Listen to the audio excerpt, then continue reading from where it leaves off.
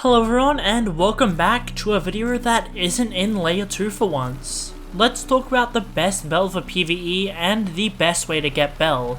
We can't start a video about the best PvE bells without talking about crazy slots. This bell has been covered to death because it can give you the highest damage weapons in the game. The Divine Greatsword is the single highest damaging weapon in the game, while the Divine Axe, dealing a little bit less damage, gives you the most DPS in the game since it has a much faster swing speed.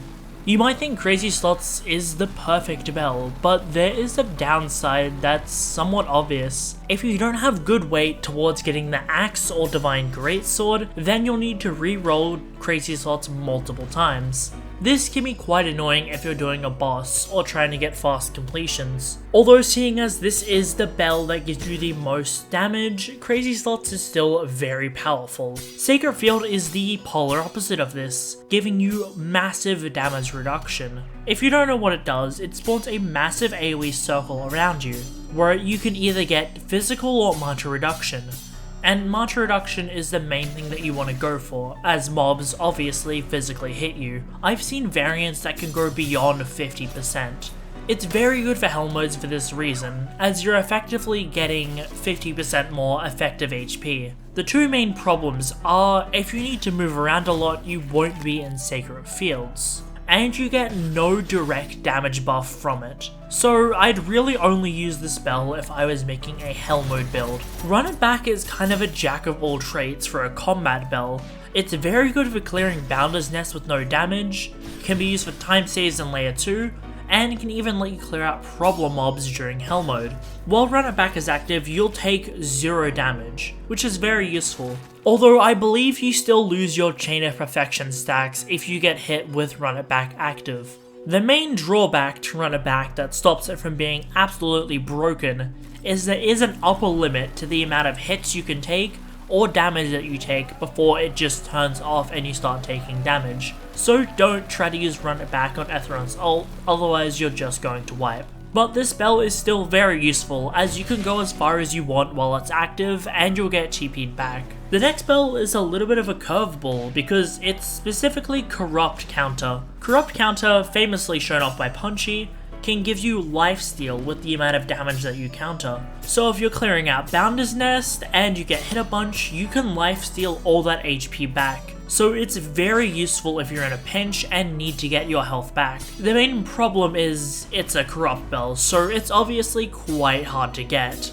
Those are all the main bells that directly affect your offense or defense, but there are still a few utility bells that can provide you a lot of mobility or safety on your PvE build. Portals is the first entry, and it lets you skip the wind in layer 2, and is also useful in dodging Etheron ult. So if you want some quick emergency mobility, Portals being a common bell is very nice to get. But the next two bells are not as common. Teleportation is the first option. It's a legendary bell, and I actually have it on my main PvE, which is a very interesting thing to get. It gives you immense mobility, allowing you to teleport to Depths Escape, Young Shoal, or even just have markers to know where to go in layer 2. If you get this bell, it's a nice quality of life to have, but the main problem is you can't use it in dungeons. So I'd really only get teleportation if your build doesn't need something like Crazy Slots, Sacred Fields, or Run It Back to function.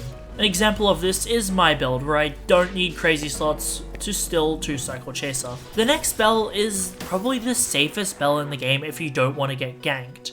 Dimensional Travel. Being able to go into a private dimension that no one else, apart from another dimensional travel user, can go to is very useful for not getting jumped. Plus the mobility it provides when getting around anywhere but a dungeon is really good. There's also a tech with it where you can get a speed boost if you use it in layer 2, so it's useful there, as opposed to Raijin. Now, there's only one PvE bell that I really do not recommend people use: Smokescreen. Smokescreen allows you to de-aggro mobs in a pretty big range, giving you time to get your bearings again. But the main problem is there is wind up to using it, so you'll need to already generate an opening to de-aggro the mobs.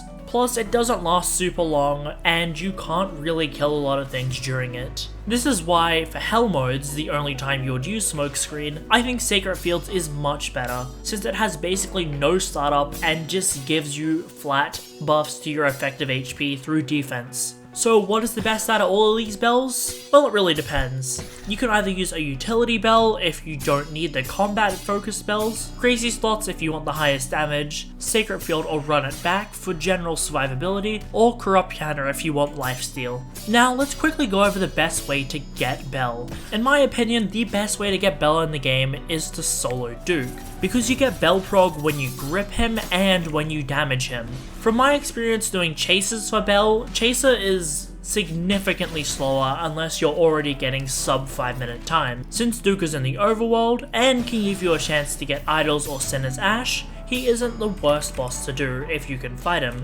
You should be expecting to get your Bell at around 4 to 5 Dukes. Although there is an incredibly rare chance that you get a Regalia that gives you increased Bell prog. You can't really tell you have it, so there's no way to know until you Bell check yourself. Although I do know it exists because I've gotten Bell off 2 Dukes on some of my slots. Anyways, yeah, this was the best Bells for PvE and the best way to get Bell. Make sure you check out some of the other videos on the channel, like the showcase to this incredible Godslayer PvE build that I'm using, or some of my layer 2 runs with it. Because this PvE is so strong that even with a legendary Bell, I'm still 2 cycling Chaser without crazy slots. Anyways, I hope you guys enjoyed, make sure to like and subscribe, and I'll see you next time.